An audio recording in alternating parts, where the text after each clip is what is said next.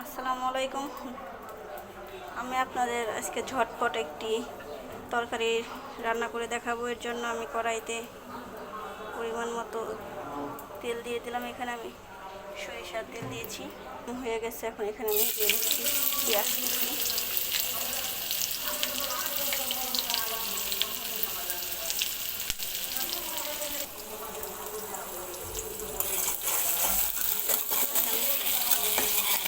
নেড়ে দিলাম। এখন এখানে দিয়ে দিচ্ছি আমি সবজি, ধুন্দুলটা।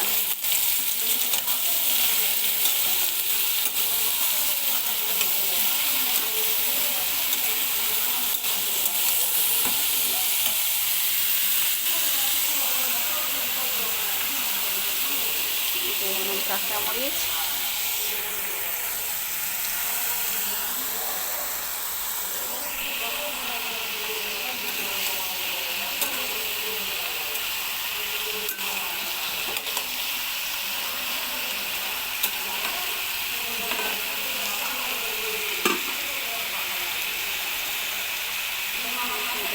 সামান্য পরিমাণে লবণ,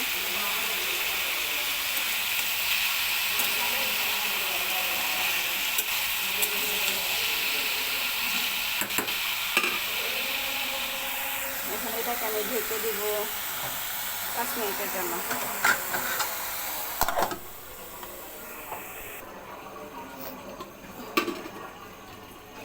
দেখুন 5 মিনিট পরে আমি ঢাকনাটা খুলে দিলাম। আমার তন্দুরি থেকে অনেকটা পানি উঠে এসেছে। এই পর্যায়ে আমি এখানে দিয়ে দিব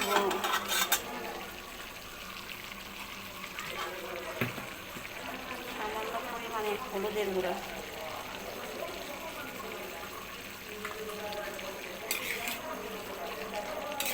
এখানে আমি আর কোনো মশলা ইউজ করবো না।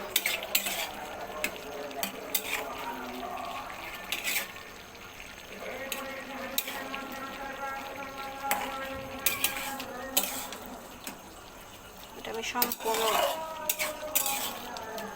পানি ছাড়াই রান্না করব। আসলে ধুন্দুল তরকারিটা আমি বরাবরই পানি ছাড়াই রান্না করি। এটাকে আমার আর পানি দেওয়ার প্রয়োজন পড়ে না, কারণ ধুন্দুলে প্রচুর পরিমাণে পানি উঠে আসে।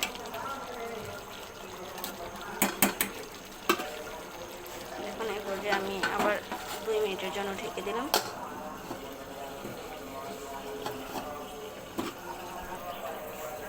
2 মিনিট পরে ঢাকনাটা খুললাম।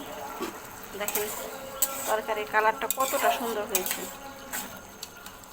এই পর্যায়ে আমি এখানে দিয়ে দিব আমি অন্য একটি চুলায় মাছ জাল করে নিয়েছিলাম। এটা হচ্ছে নদীর ছোট টাটকিনি মাছটা।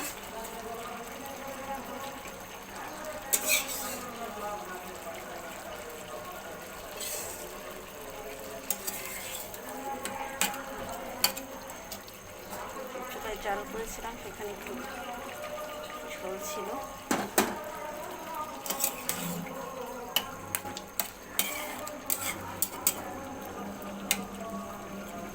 এখন এটাকে আমি ঢেকে দিব 3 মিনিটের জন্য।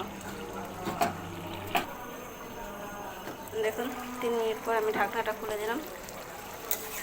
আমার রান্নাটা পুরোপুরি হয়ে গেছে। আসলে আমি মাছটা আগে থেকেই হলুদ মরিচের ফাঁকি এবং লবণ দিয়ে জাল করে নিয়েছিলাম, বিদায় এটা এত রান্না করার প্রয়োজন নেই। এটা দিয়ে 2 থেকে 3 মিনিট রান্না করলে মাছটা পুরোপুরি হয়ে যাবে। আমার রান্নাটা পুরোপুরি কমপ্লিট। দেখুন দেখতে কতটা সুন্দর হয়েছে। এখন আমি এটাকে চুলা থেকে নামিয়ে নেব।